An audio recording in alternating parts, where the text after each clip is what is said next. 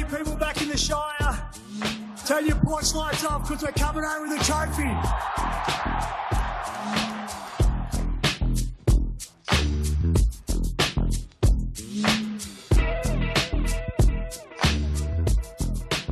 Hey there, welcome to SharkCast, a podcast dedicated to the greatest sporting club in the history of the world, the mighty Cronulla Sharks. This short, sharp post-game review sometime after the event is brought to you by Dyson Logistics, the Royal Media Yacht Club in Port Hacking, and Jason Hawes at Crips and Crips Real Estate. My name is Sam Shinazzi, OG 2015, supporting the team a lot longer than that, and this OG and all of our beautiful listeners are off to a preliminary final. The Sharks did it. They won a finals game convincingly, and they're off to the grand final qualifier, defeating the Cowboys 26 points to 18 at Allianz Stadium, a very beautiful stadium. A decent turnout, not amazing, but I think around 20,000 people, mostly Sharks fans. There was probably 1,000 or so, maybe even 2,000 Cowboys fans throughout the stadium, but a great event nevertheless. A lot of chaos getting to and from for some people. Hopefully it wasn't too bad for you. Sharks standing up to the critics, standing up to the detractors, and standing up for themselves and their fans in this great club. A really fun night out at the footy. Just great to see them really draw a line in the sand and say, this is who we are, this is what we can do. We saw Jesse Ramian come into the team in 22, jersey 22, and Sifa Talakai moved to the bench. And unfortunately for Dan Atkinson, he dropped off, but it made a lot of sense given the way the team was structured and given the injury clouds over Ramian and Talakai. Both did really well to get through the game and were very significant in their efforts. As far as the scoring went, we saw a Braden Trindle try in the 4th minute. It was a penalty try. Some really great lead-up work, a lot of offloads, a lot of great support play. And at the ground, I didn't think it was a clear penalty try. Watching on replay, I can definitely see it. It was easily going to be a sin bin. We take the 6 points. Cam McInnes scored off a kick defense error from the Cowboys from a nice bomb and a few offloads again and great support play, and McInnes under the post, 12-0. And then Braden Trindle with a beautiful try down the right edge, right in front of me, as some of you may have seen on the TV screens, which is pretty much dominating my morning. A great try, lovely try, great effort from Braden Trindle, as well as Jesse Ramian to get him the ball. And Trindle did his best winger impersonation, got the ball down just inside the corner post, and a fantastic try. Then Nico Hines with a fabulous sideline conversion, 18-0 after 33 minutes. And right before half-time, a try to Ronaldo Mulitalo set up by Kale Iro. Beautiful left side play. Nico with the goal, 24-0 at half-time. Life is good. Second half, Valentine, the future Holmes, with a try in the 42nd minute. A missed tackle from Jesse Ramian, just a minor glitch. It was 24-12. And then, thankfully, in the 66th minute, we got a penalty. And Nico took the shot from in goal. It gave us that 14-point buffer. And Valentine, the future home, scored in the 70th minute. Close to us, it was 26-18. But thankfully, the Sharks held off. And they deserved that win. They were really, really great. Looking at some of the stats, we had almost 60% of the ball. Now, possession-wise, it was at just under 70, so we completed 29 of 42. Need to improve that massively moving forward against the Panthers. The Cowboys actually had 77% of the ball, 27 of 35. 5 line breaks each. We had 3 times the offloads, 17 of 5, and I think that's where we're going to get the Panthers next week as well, so that was great to see. Ran for 300 more meters.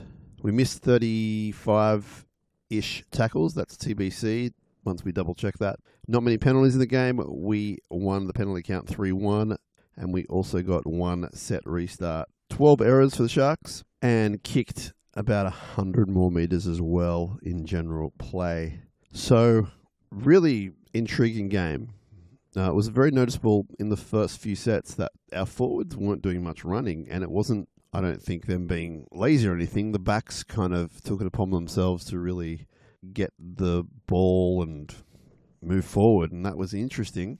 Very noticeable that the kicking was on song. The general play kicking both pinning the Cowboys down in their own 20, as well as kicking into goal for repeat sets, was tremendous. And the penalty goal I spoke about just before came from a missed kick from a dropout, and we got the penalty, went out in the full. The penalty took us to that 14-point buffer, which would be quite important in the end. So the kicking from general play from particularly Trindle, but also Hines, was integral to how we won the game.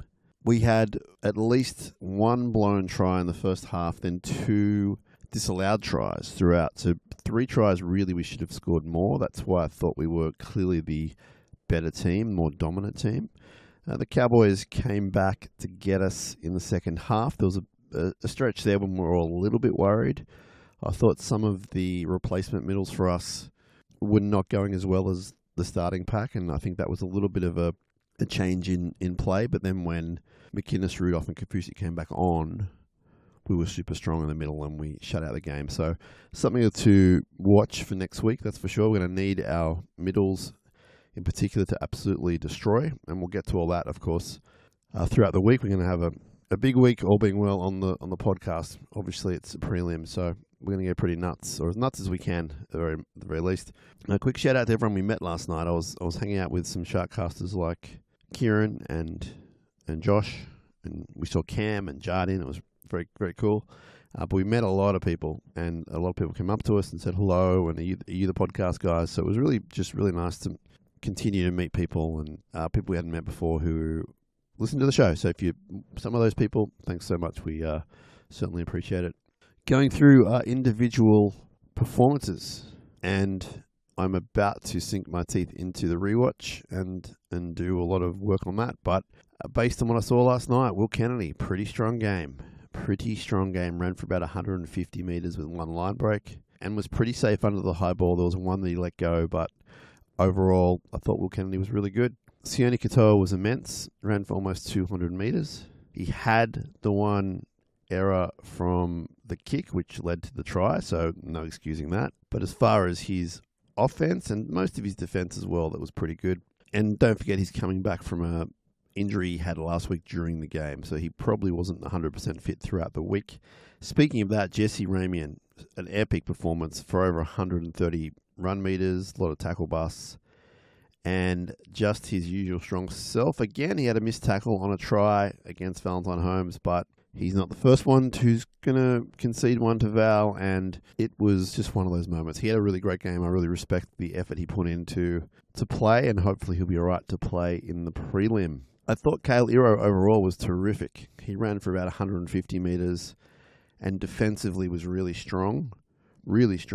He did have a couple of one-on-one steals, and there were 3 in total in the match for the Sharks, and we need to fix that up because that will come to be costly for us in a prelim, in a grand final. So got to wrap that ball up.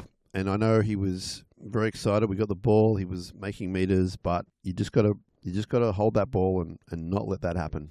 I'm sure he'll learn from it. So no dramas there, and I thought he was great. Ronaldo Militalo ran for almost 200 meters, and I thought he was a really strong performer for us. He was doing a lot of dirty work, and I think it was a bit of a return to form for Ronaldo.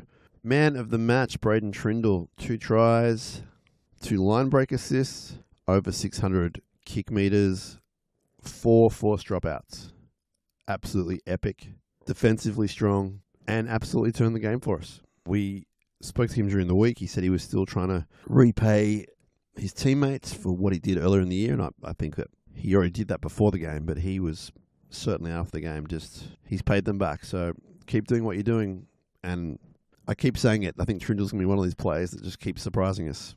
I was surprised he was man of the match yesterday, but I shouldn't be because he's had really good performances throughout the year.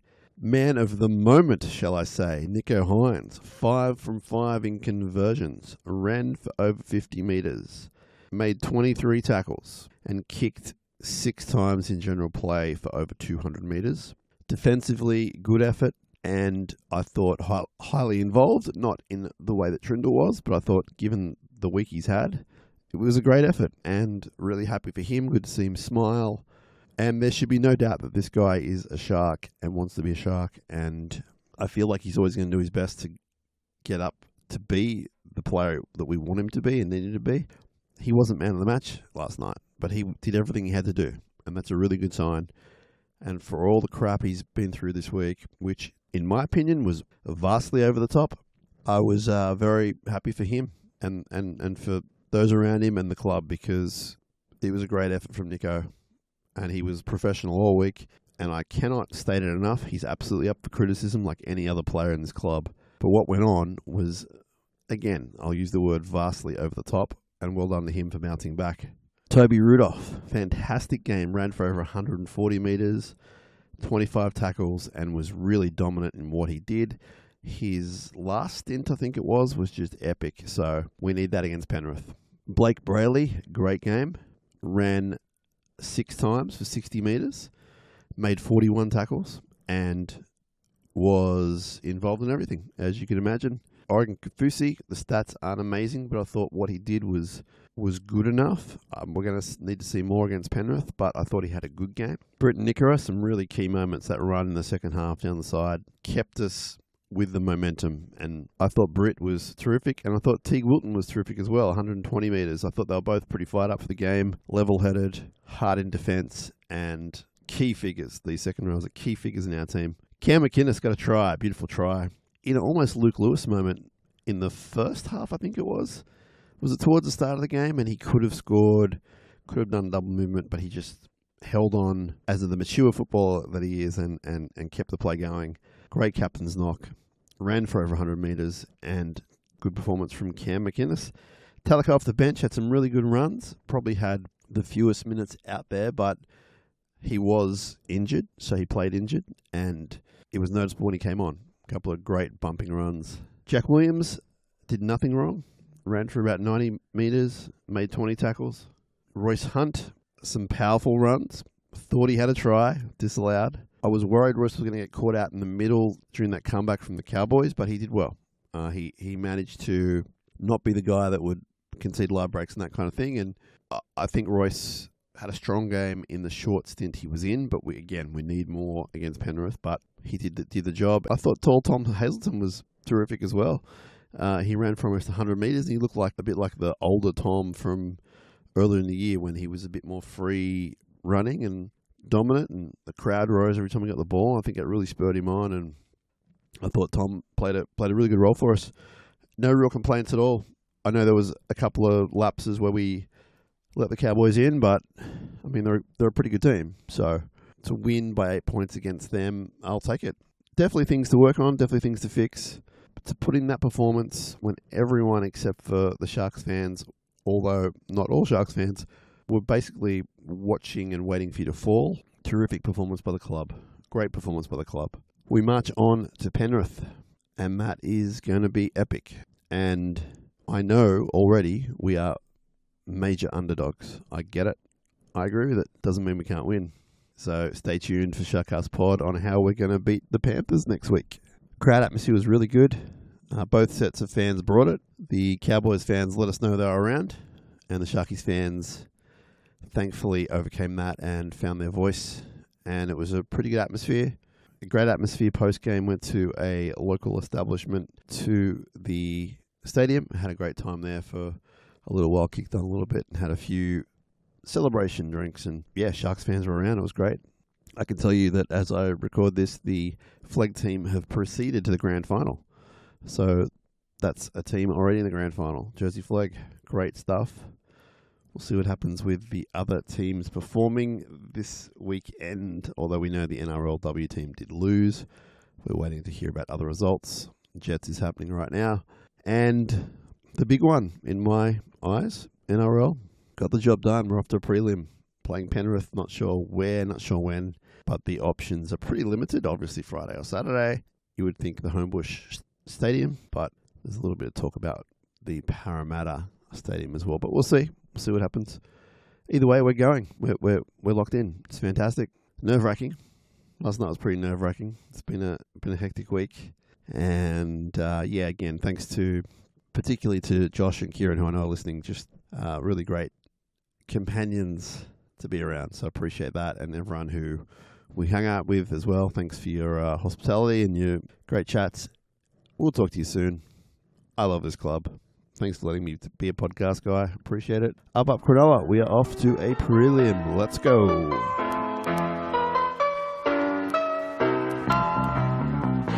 Up, Cronulla, the boys in the black, white and blue.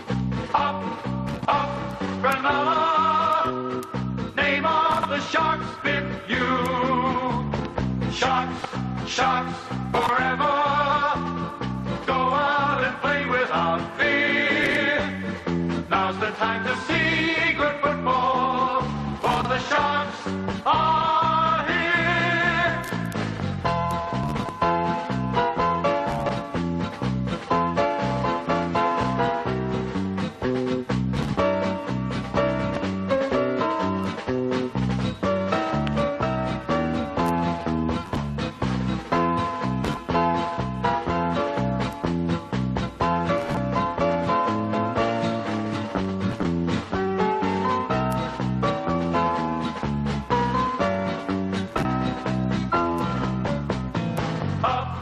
Up, Cronulla, the boys in the black, white and blue.